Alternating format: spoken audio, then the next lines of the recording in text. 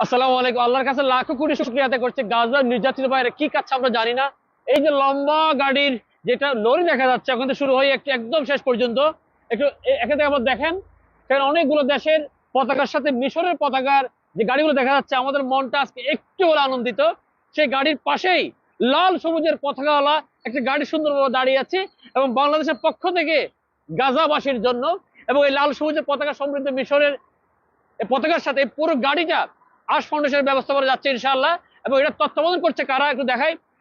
স্পষ্ট লিখা আছে ফজিলাতুল ইমাম আল আজকার শেখ, অর্থাৎ আল আজহারের সম্মানিত ইমাম সাহেব যিনি রয়েছেন, ওনার তত্ত্বাবধানে এই পুরো এই প্রোগ্রামটা পরিচালিত হচ্ছে। আমরা আল্লাহর কাছে লাখো কোটি শুকরিয়া আদায় করতেছি। ইজিপশিয়ান রেড ক্রিসেন্ট এবং আশ ফাউন্ডেশন এবং বাইতুল যাকাত আজহারের প্রতিষ্ঠানের এই সম্মিলিত ব্যবস্থাপনায় আজকে এই উপহারগুলো আমরা ইনশাআল্লাহ পৌঁছে দিব। মিশরের রাজধানী কায়রো থেকে রওনা হবে, আশা করতেছি আগামীকালকে সকাল নাগাদ গাজাতে পৌঁছে যাবে। এবং গাজাস্থ প্যালেস্টাইন রেড ক্রিসেন্টের মাধ্যমে জিনিসগুলো গাজা নির্যাতিত মানুষের হাতে ইনশাআল্লাহ খুব শীঘ্রই পৌঁছে যাবে। আল্লাহর কাছে লাখো কোটি শুকরিয়া আদায় করছি।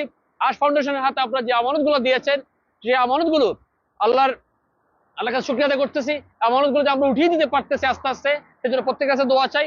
একই সাথে প্যালেস্টাইনের ভিতরে ওখানে যে ক্যাম্পগুলো রয়েছে সেখানে প্রচুর জিনিসপত্রের চাহিদা রয়েছে। আশ ফাউন্ডেশন উদ্যোগ নিয়েছে প্যালেস্টাইনি অর্গানাইজেশনের সাথে যৌথভাবে আরো কিছু খাবারের প্রোগ্রাম, এবং সেখানে প্রচুর ডিমান্ড রয়েছে টয়লেট, তারপর হচ্ছে নলকূপ অর্থাৎ পানির ট্যাঙ্ক স্থাপন সহ আরো কিছু আনুষঙ্গিক আমরা কর্মসূচি হাতে নিচ্ছি। আল্লাহ তাআলা যাতে এই কর্মসূচি সমূহ বাস্তবায়নে আমাদেরকে যথোপযুক্ত তৌফিক দান করেন। আসসালামু আলাইকুম।